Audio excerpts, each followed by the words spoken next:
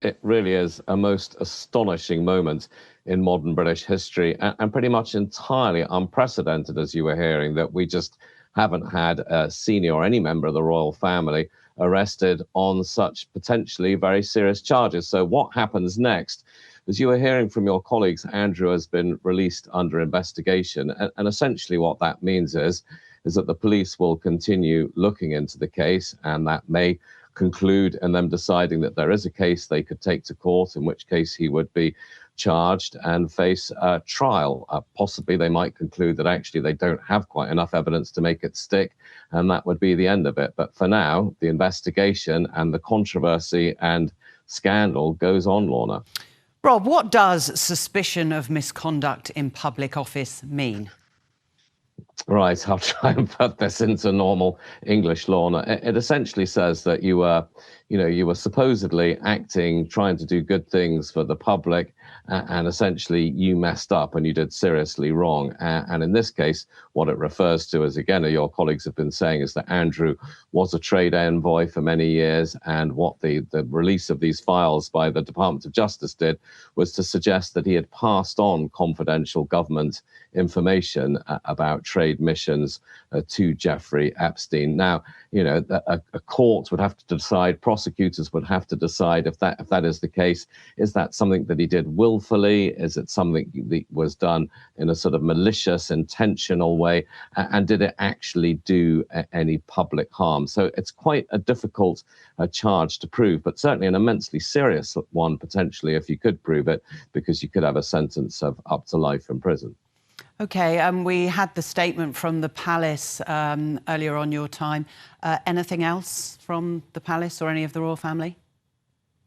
My goodness, no, that they're remaining tight-lipped. I mean, I think the message that the palace wants to get over, Lorna, is that, look, we're sort of saddened, shocked because Andrew is a family member, but, huge but, the law must take its course. And if there's one thing that King Charles wants the country and indeed the world to know, and I think many politicians share this view, it has to be that nobody is above the law in Britain. The Constitution is working, even if you're the younger brother of a king, the second son of Queen Elizabeth. If you've done something wrong, potentially you face the law, just like the rest of us. Rob, there are wider implications in the UK for the release of this latest batch of Epstein files, aren't there? I gather that several police forces in the UK are investigating various aspects of it.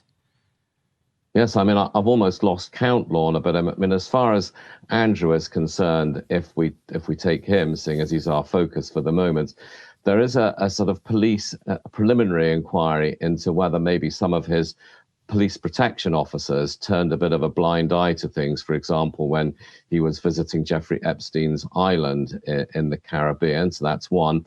There's also a police investigation looking into whether there's enough to go on in terms of the suggestion that a second woman was trafficked by Jeffrey Epstein to London for a sexual encounter with Prince Andrew. And then there are 4, 5, 6 investigations around Jeffrey Epstein, looking at the use of private planes, who were they carrying, where did they land in the UK?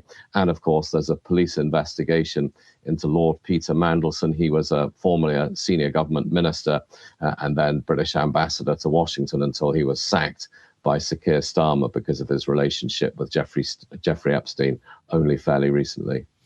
The monarchy is partially funded by the British taxpayer. Who will foot the former prince's legal bills? His brother, as far as we know. I mean, unless he has his own resources to meet it would be King Charles. Because if you think about Andrew's living arrangements now, he's no longer a working member of the royal family. Yeah, I mean, unless he's got his own funds, that'll be the king's private purse that'll pay for that. Rob, are questions being asked now? I know they have in the past when this has come up, but more pointed questions now about whether Andrew did receive special treatment, particularly when the Queen was still alive. I mean, I guess it has come up, and particularly because there's long been a sort of speculation as to who paid for his settlement with Virginia Giuffre. And if people will remember who are watching, that's kind of where a lot of this started. She accused Jeffrey Epstein of trafficking her for sex with former Prince Andrew, something that he's always denied. But there was a sort of an out-of-court settlement for a very large sum. I think it was over $12 million, something along those lines. But I think, this idea that somehow the Queen was protecting him, I think what was protecting him was more that just not enough was known about the case, exactly what his relationship was with Jeffrey Epstein. And I guess you could argue, Lorna, that even if the Queen was alive today, I don't think anyone in the royal family would either A, be able, or B, want to protect the former Prince Andrew, because it would just be too much of a liability. It would look like the monarchy was trying to cover things up. Now, questions will be asked about, how much did people know about Andrew in the past? Could they have asked more questions? And, the King has been heckled a couple of times by people saying, what did you know about Andrew and Epstein? So, the danger hasn't gone away for sure.